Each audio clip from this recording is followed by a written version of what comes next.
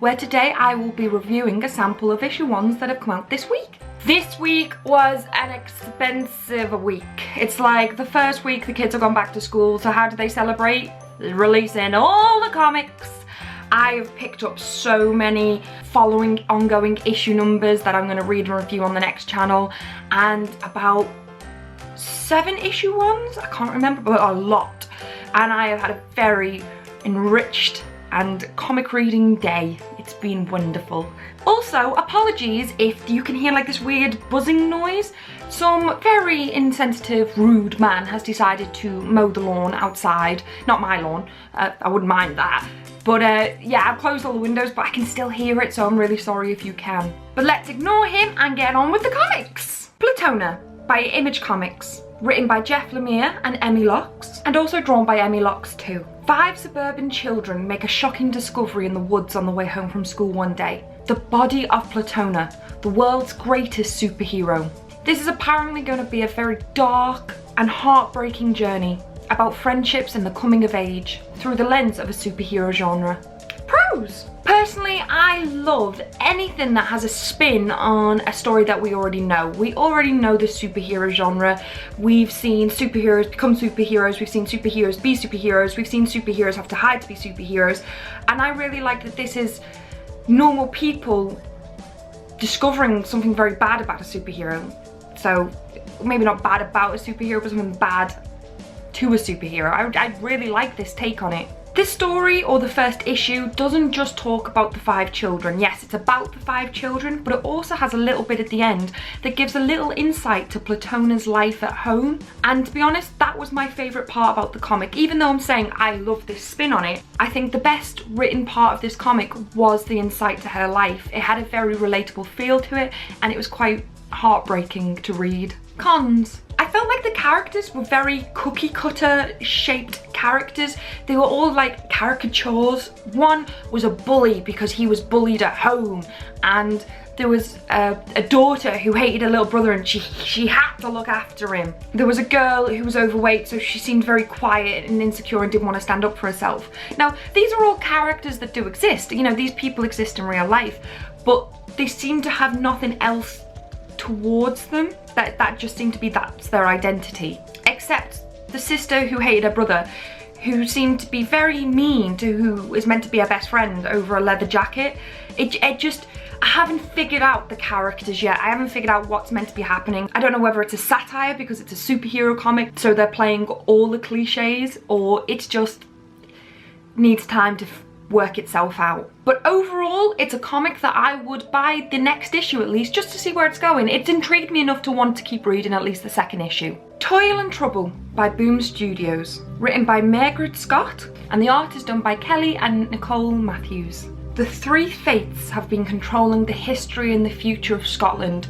Unseen and unheard, they control the lines of kings, controlling men. When there is a disagreement in the sisterhood, they will use men like pawns, and one of them will crown Macbeth, who was never actually meant to be king. Pros! As always, like I just said, it's a retelling of a story that we all know with a twist.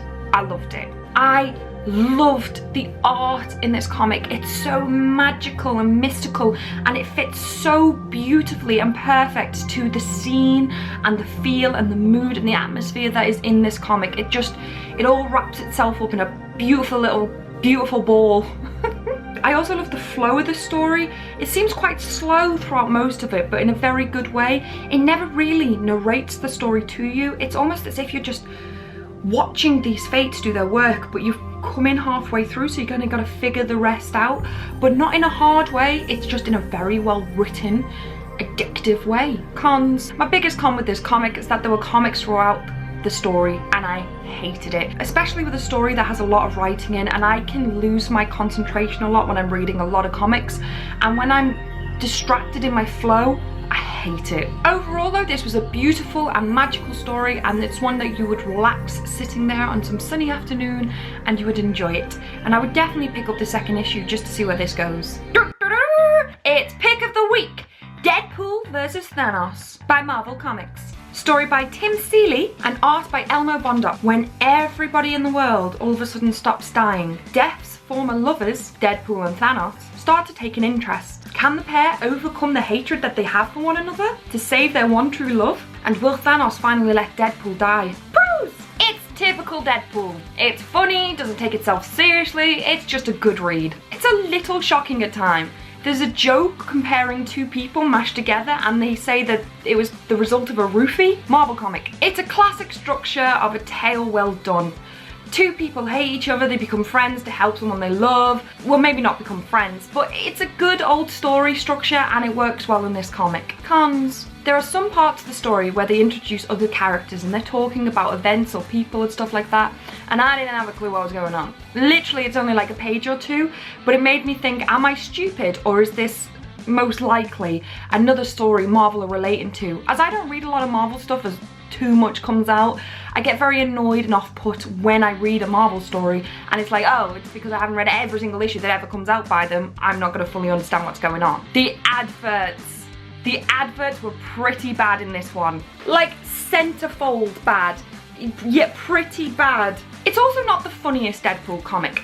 I don't actually take this as a con, but it's more for you guys that if you love the laugh out loud, non-stop giggling Deadpool comics, which there are, and I have read and laughed all the way through, this isn't the comic for you. It's funny, it's light-hearted, but it's not his funniest work. Overall, it's a great read, and if I could only subscribe to one comic this week, this would be it. Well, thank you so much again for watching this week. Have you read any of these comics yet? What do you think of them?